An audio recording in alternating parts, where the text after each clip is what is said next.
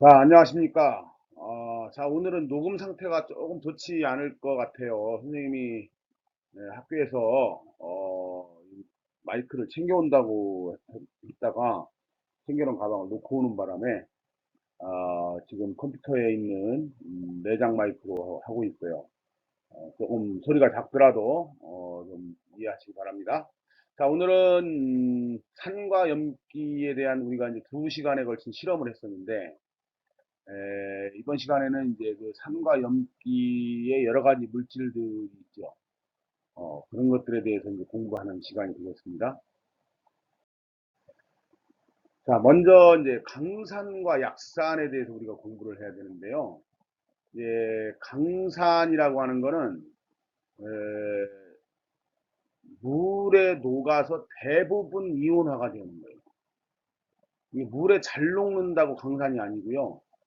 녹아도 이온화가 잘 돼야 돼요. 대부분 이온화가 되는 것은 강산. 이런 것이 염산, 황산, 질산 같은 것들이죠. 다음에 약산은 물에 녹긴 녹는데 일부만 이온화되는 거죠. 아세트산이나 탄산 같은 거예요.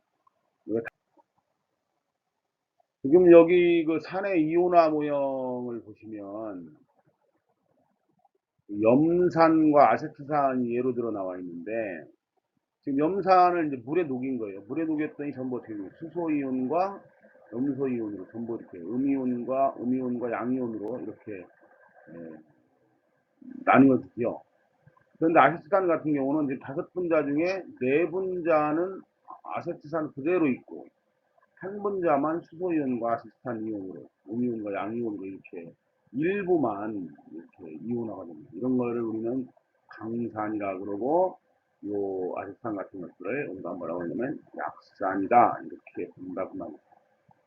자, 황산을 물에 녹였을 때 이온화 모양을 그려보자 그랬는데 황산은 지금 여기 수소이온하고 황산이온 황산이온은 보면 이게 마이너스 2까지 얘는 1가고 그래서 이제 수소이온이 이렇게 수소이온 두 개가 황산이온 하나하고 결합을 시켜서 황산이 만들어지는데 개수의 비가 2대 그러니까 수소이온 두 개 대 황산이온 하나의 비율로 결합되어 있어요. 물에 녹으면 어떻게 됩니까?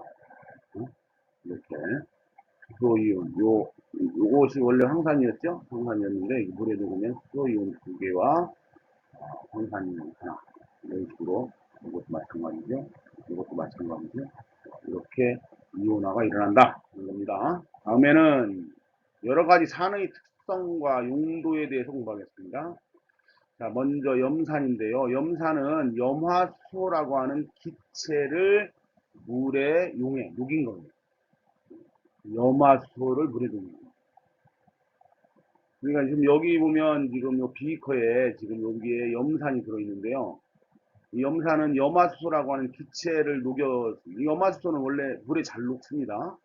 물에 잘 녹지만 요 기체들이 자꾸 이제 그 대기 중에 기체 상태로 빠져나오려고 그래. 이거 보니 휘발성이라고 그러죠. 이 휘발성이 있어서 염산을 냄새를 맡으면 아주 자극적인 냄새가 나는 이유가 바로 염화수소가 원래 기체였기 때문에 공기 중으로 기체가 돼서 빠져나가려고 하는 거거든요.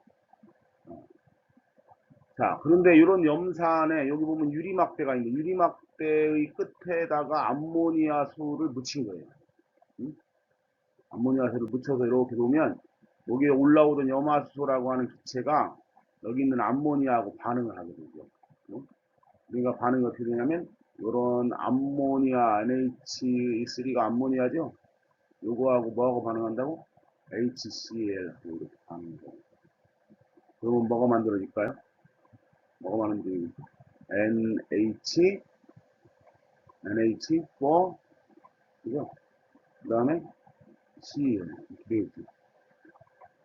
여기 H가 이렇게 4개니까 자, 그러면 이제 이거 보고 보면 뭐라고 하냐면 염화 암모늄이다 그러는데 이런 염화 암모늄이 생성이 되면서 여기 하얗게 보이는 이 기체가 바로 염화 암모늄이 되겠어요. 염산에다가 암모니아수 덕신 유리막대를 위에다 올려놓으면 이런 염화 암모늄이라고 하는 게 생기는데 여기가 이제 이게 고체죠, 고체. 이 기체, 암모니아라고 하는 기체하고 염화수소라고 하는 기체가 반응해서 요 생성된 요 염화 암모니는 이게 고체, 기체끼리 반응해서 고체가 생겼다. 이런 얘기죠. 음, 여러분들이 기체가 반응해서 왜 기체가 안 생기고 고체가 생기고 이런 생각을 할 수 있는데, 이건 이제 반응에 의해서 여러분들 그 앙금 생성 반응 아세요? 그 액체와 액체가 이제 그 반응해가지고 밑에 가라앉는 게 있는데, 지금 이게 만약에 염산 있는 곳에다가 염산에다가 암모니아 수를 넣으면 어떻게 될 것 같아요? 그럼 여기서는 기체하고 기체가 반응한 거죠. 이 염산에서 올라온 기체와 암모니아수 유리막대에서 휘발되는 암모니아하고 기체와 기체가 만나는데, 이 염산은 이제 염화수를 물에 녹인 거고, 암모니아수도 암모니아를 물에 녹인 거죠. 이제 물에 녹아있는 이런 상태의 물질들을 혼합하면 여기에 바로 앙금이, 이 고체, 이 염화 암모니아 고체이기 때문에 또 앙금이 생깁니다. 네? 앙금이 생깁니다. 자, 이런 염산은 의약품을 만들 때 쓰고, 물론 이 염산 자체를 이 약품으로 쓴다는 게 아니라 여러 약품들을 만들 때 이런 염산을 재료로 쓰기도 한다. PVC를 만들 때도 역시 염산을 쓰게 됩니다. 다음은 질산입니다. 질산은 무색의 액체인데 아주 자극적인 냄새가 나죠. 요것은 햇볕에 쉽게 분해되기 때문에 반드시 갈색병에 보관합니다. 요런 그림 보는 것 같이. 요 질산은 비료의 성분으로 많이 쓰이고요. 다음에는 이제 물감 만들 때도 이 질산을 쓰고, 다이너마이트 만들 때도 역시 이 질산을 사용하게 됩니다. 다음 황산. 황산이 굉장히 이제 위험한 물질인데, 이게 강산 중에 강산인데 굉장히 여기만 한번 볼까요?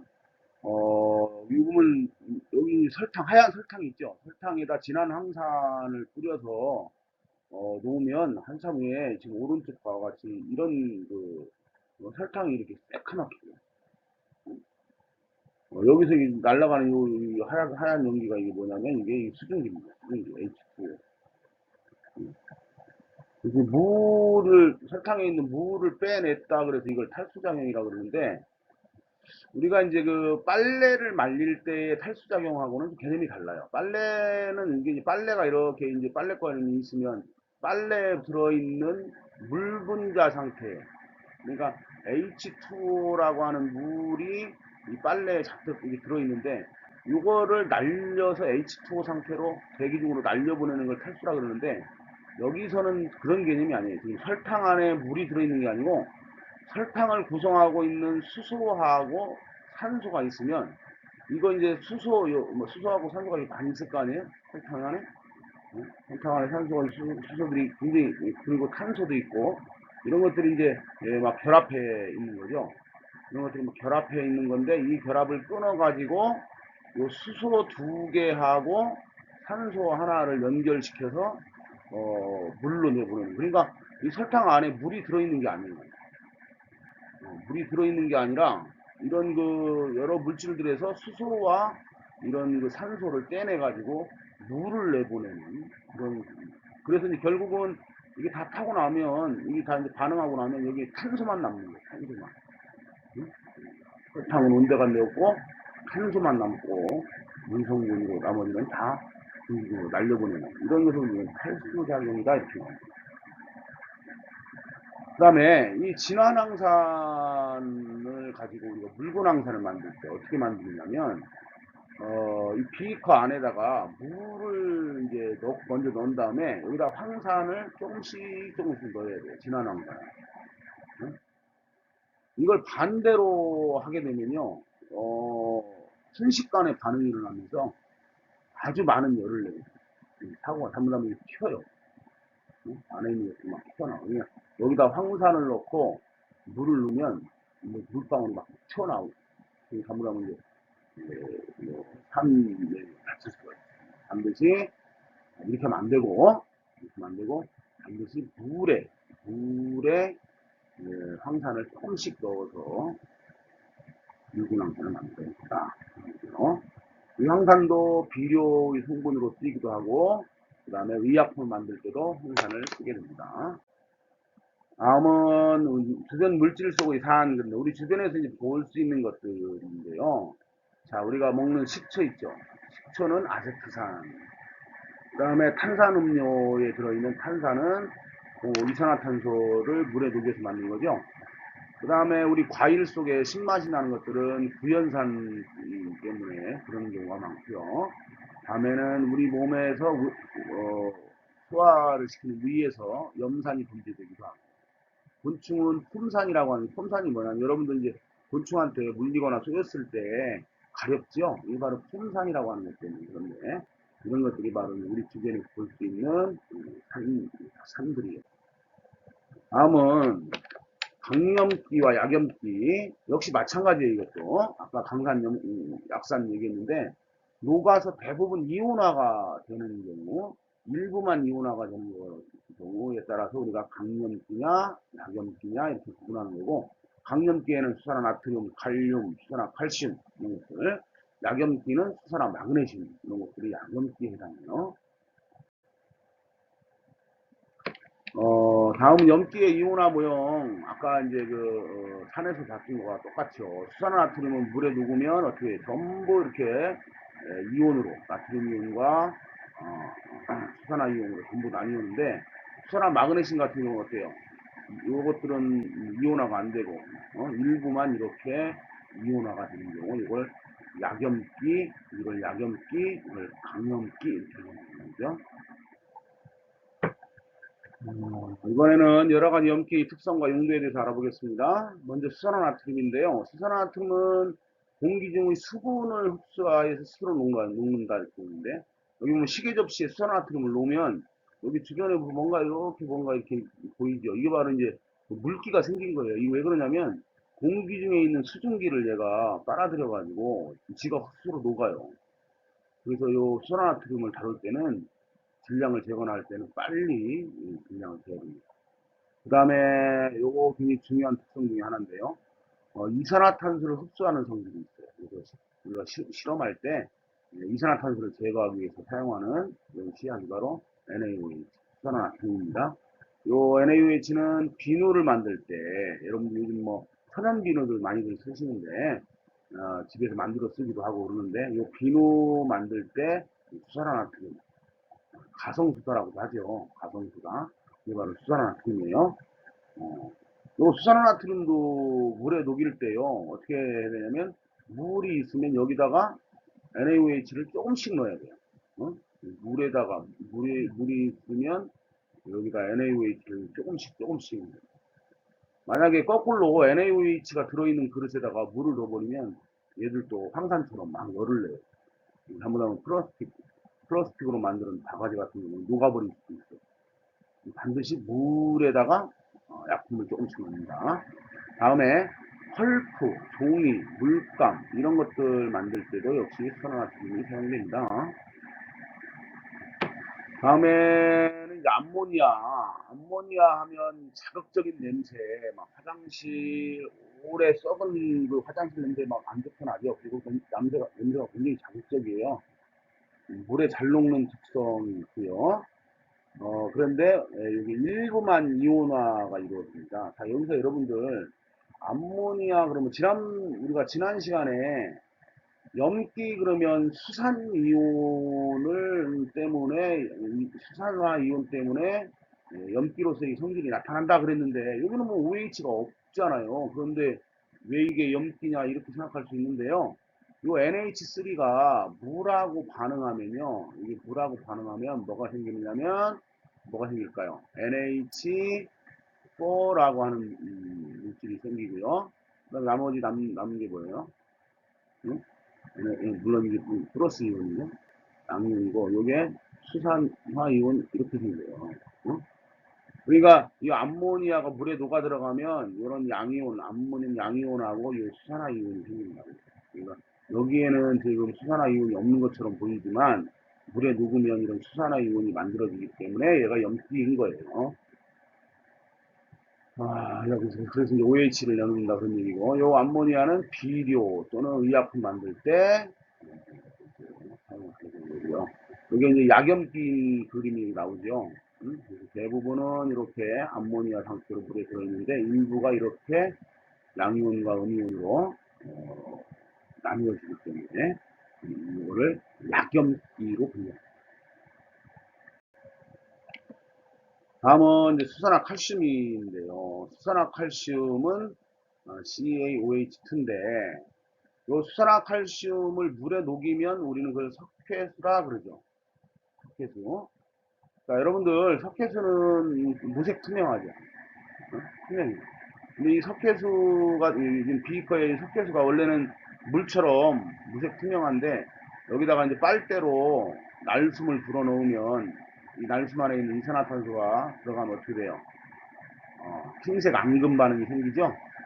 이 흰색 앙금이 뭐예요? 탄산, 칼슘, 탄산, 칼슘,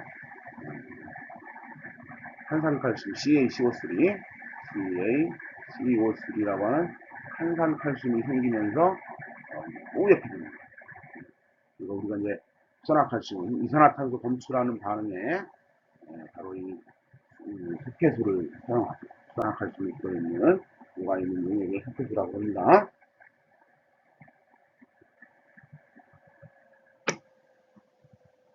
자, 이번에는 주변 물질 속의 염기라고 하는데 수산화칼륨 이건 사실은 어, 수산화칼륨은 화장품이나 의약품, 전기 이런 거 만들 때 수산화칼륨을 쓰게 되죠.